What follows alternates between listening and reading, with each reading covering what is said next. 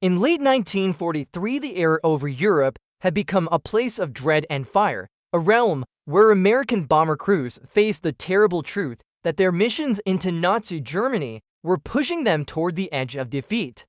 As the United States Army Air Forces expanded its daylight strategic bombing campaign with the mighty B-17 Flying Fortress and the B-20 for Liberator, there was a belief that tight box formations and heavy defensive guns would be enough to break through the Luftwaffe defense network. Yet the skies above the Third Reich soon revealed a harsh reality. Without long-range escort fighters, even the most determined bomber crews were essentially flying into a storm with no shield. Before the year 1940, for American air commanders watched in frustration as deep target missions like Schweinfurt and Regensburg turned into ordeals of destruction. These industrial centers were vital to the German war machine, especially the ball-bearing plants at Schweinfurt, which were essential to aircraft and tank production. As massive waves of bombers crossed into enemy territory, they fought alone for hours, while the last of their P-47 and P-38 escorts turned back due to fuel limits. The moment those escorts left, the Luftwaffe descended with terrifying precision. German fighters swarmed the bomber streams in coordinated waves, using cannon fire, head-on attacks, and rockets to rip through the unprotected formations. Survivors of the second Schweinfurt mission remembered how there was no moment of peace from the constant attacks. Fires spread across wings, engines failed, bomb bays refused to close, and crewmen fought to keep wounded comrades alive. The losses were staggering. More than 60 bombers were destroyed in a single mission, and many others were damaged beyond repair after limping home. Strategic bombing as a concept was under serious threat. Newspapers back home called the raids heroic, but the analysts inside the 8th Air Force headquarters saw something far more sobering. If the fighter gap continued, the entire bombing campaign could collapse. It was becoming clear that the United States could not continue attacking Germany without a new kind of escort fighter. Air superiority, long-range capability, and high-altitude performance were no longer goals, they were survival requirements. The crisis of 1943 forced American and British planners to search urgently for a solution that could turn the tide in the air war and restore confidence to the crews whose bravery alone could not overcome the Luftwaffe advantage. In the winter of 1943, as the skies over Germany burned with the wreckage of American bombers, a quiet revolution was beginning on the ground. In the United Kingdom, engineers and pilots were at work transforming a promising but underperforming fighter into the key to America's long-range bomber strategy. The P-51 Mustang, initially powered by the Allison engine, had shown potential in earlier engagements, but it lacked the high-altitude capabilities needed for deep escort missions. It was a fast, agile aircraft that could perform well in certain combat situations, but it was limited by its fuel range and inability to compete with the powerful Luftwaffe fighters at altitudes above 15,000 feet. The breakthrough came not in the laboratories of the United States, but from an unexpected partnership between American designers and British engineers. The Royal Air Force had already experimented with the Rolls-Royce Merlin engine, a liquid-cooled power plant that had proven its superiority in the Spitfire.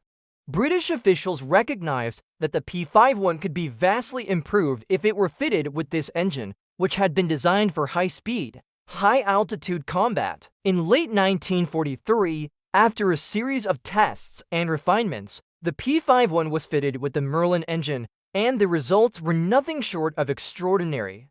The engine transformed the Mustang into a high-altitude fighter capable of maintaining performance at altitudes well above 20,000 feet.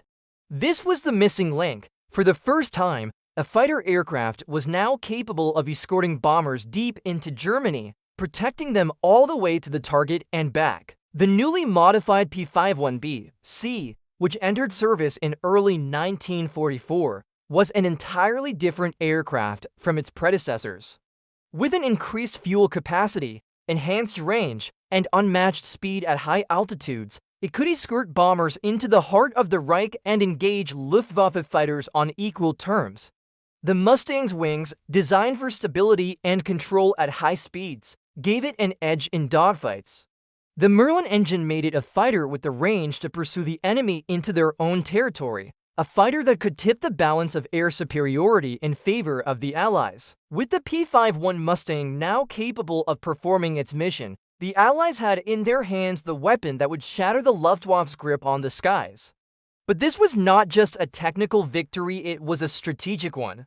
The Mustang's transformation had been one of the most decisive moments of the war, the product of innovation, international cooperation, and a desperate need to break the enemy's will. On March 6, 1944, a defining moment in the history of aerial warfare would unfold over the skies of Berlin. It was the first time that American B-17 Flying Fortress bombers would be escorted by the newly equipped B-51 Mustangs all the way to the heart of Nazi Germany's capital. The mission, part of an ongoing strategic bombing campaign against Germany's industrial infrastructure, would also serve as the first full-scale test of the P-51's ability to provide long-range escort for the bombers and, most importantly, to challenge the Luftwaffe in their own home skies. The P-51s, now armed with the mighty Merlin engine and the ability to fly at higher altitudes for longer distances, would make the dangerous, long journey across the English Channel deep into the heart of Germany nearly 300 miles from Allied lines. For the first time in the war, American bombers would be able to rely on a fighter that could maintain its presence throughout the entire mission, from takeoff to the bomber's return. The Luftwaffe, for the first time, would have to face sustained opposition from the moment the bombers crossed into their airspace. The Luftwaffe's reaction was swift and harsh. The German fighters, which had been accustomed to seeing American bombers retreat from the battlefield once their escorts ran out of fuel, now found themselves engaged in ferocious dogfights with the Mustangs. German pilots, who had relied on the knowledge that American fighters would have to turn back after a certain point, were now confronted with a new reality: the P-51s were staying.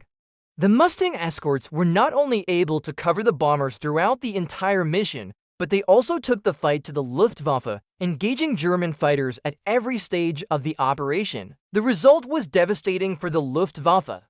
For the first time, they were no longer able to pick off bombers at will. The American crews now had the advantage of protection throughout their deep penetration missions. The P-51s tore through the skies, engaging German fighters head-on, and in many cases, wiping them out of the sky. The Luftwaffe's reliance on overwhelming numbers and coordinated strikes began to unravel.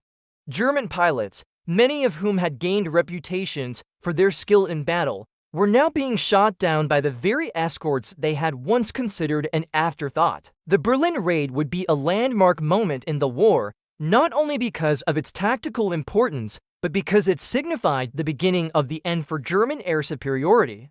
The P-51 Mustang, which had proven itself time and again in combat, was now a permanent fixture in the skies above Germany. This mission was more than just a successful bombing raid, it was a signal to the Luftwaffe that their days of dominance were over. As the year 1944 unfolded, the Luftwaffe found itself trapped in a downward spiral that it could no longer escape. The arrival of the Merlin-powered P-51 Mustang had reshaped the air war in Europe, and the consequences for Germany were immediate and devastating. By the spring and summer months, the Mustang escorts were present on nearly every deep penetration bombing raid launched by the 8th Air Force. Air superiority, once bitterly contested over central Germany, began shifting decisively in favor of the Allies, and German fighter units were pushed past their breaking point. With sustained P-51 coverage, the American bomber formations that had once been forced to face the Luftwaffe alone were now striking with increasing accuracy and effectiveness. The bombers, shielded by capable high-altitude escorts, targeted oil refineries, synthetic fuel plants, aircraft factories, and transportation hubs. The Luftwaffe depended heavily on aviation fuel to maintain its operations, and the destruction of these refineries crippled its ability to keep fighter aircraft in the sky. Strategic bombing began dismantling the German air defense network piece by piece, leaving fighter groups with fewer resources, fewer replacements, and fewer opportunities to regain lost ground. Luftwaffe pilots who survived the 1943 campaigns had been hardened by combat, but by mid-1944 many of them faced the reality that they were hopelessly outmatched. The Mustang could climb faster, dive with more stability, and maintain longer combat presence over target zones. German fighter units suffered heavy attrition that they could no longer replace. The loss of veteran pilots was especially catastrophic. The newer, less experienced pilots who replaced them were thrown into a sky dominated by Allied fighters and were often overwhelmed in their first engagements. Meanwhile, the Allies continued to refine their tactics. Mustangs were now flying aggressive fighter sweeps ahead of bomber formations, clearing the airspace even before the bombers arrived. This strategy prevented German fighters from achieving organized group attacks. It was the embodiment of long-range air superiority, and it proved to be decisive. By late 1944, the Luftwaffe was described by American intelligence as operationally exhausted. Aircraft production in Germany continued, but fuel shortages and pilot losses ensured that many planes never left the ground. This collapse of the Luftwaffe had far-reaching consequences. As D-Day approached in June, Allied commanders relied on complete air dominance to support the invasion of Normandy. The Mustang escorts and the weakened state of the Luftwaffe ensured that the invasion forces would cross the English Channel with minimal opposition from the air. This strategic turning point marked the beginning of the end for Nazi Germany. The air war had shifted decisively in favor of the Allies, and the P-51 Mustang stood at the center of this transformation.